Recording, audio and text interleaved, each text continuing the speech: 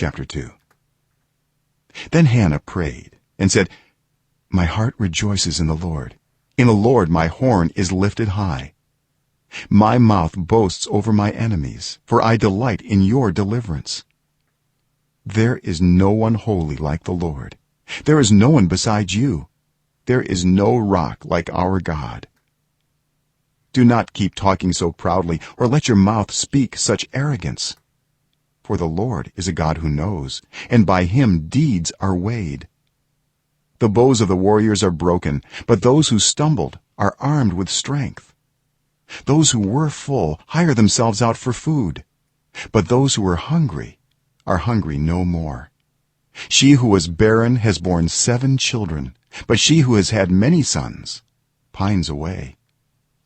The Lord brings death and makes alive. He brings down to the grave and raises up. The Lord sends poverty and wealth. He humbles and he exalts. He raises the poor from the dust and lifts the needy from the ash heap. He seats them with princes and has them inherit a throne of honor. For the foundations of the earth are the Lord's. On them he has set the world. He will guard the feet of his faithful servants. But the wicked will be silenced in the place of darkness. It is not by strength that one prevails. Those who oppose the Lord will be broken. The Most High will thunder from heaven. The Lord will judge the ends of the earth. He will give strength to his king and exalt the horn of his anointed. Then Elkanah went home to Ramah, but the boy ministered before the Lord under Eli the priest. Eli's sons were scoundrels. They had no regard for the Lord. Now it was the practice of the priests that whenever any of the people offered a sacrifice, the priest's servant would come with a 3-pronged fork in his hand while the meat was still being boiled, and would plunge the fork into the pan or kettle or cauldron or pot. Whatever the fork brought up, the priest would take for himself. This is how they treated all the Israelites who came to Shiloh. But even before the fat was burned, the priest's servant would come and say to the person who was sacrificing, "Give the priest some meat to roast. He won't accept boiled meat from you, but only raw." If the person said to him, "Let the fat be burned first, and then take whatever you want," the servant would answer, "No, hand it over now. If you don't, I'll take it by force." The sin of the young men was very great in the Lord's sight, for they were treating the Lord's offering with contempt. But Samuel was ministering before the Lord, a boy wearing a linen ephod. Each year his mother made him a little robe and took it to him when she went up with her husband to offer the annual sacrifice.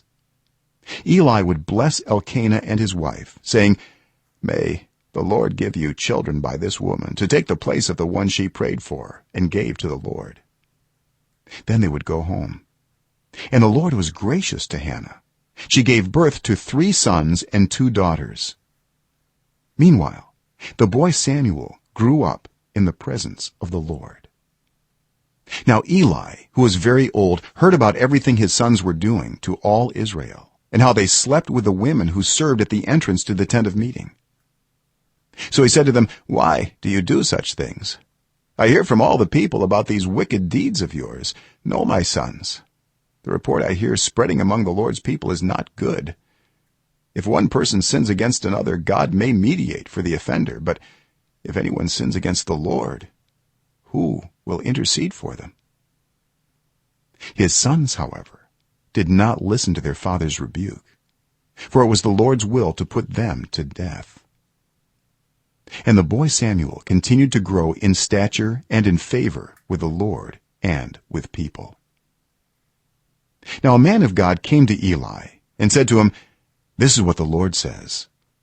Did I not clearly reveal myself to your ancestors' family when they were in Egypt under Pharaoh?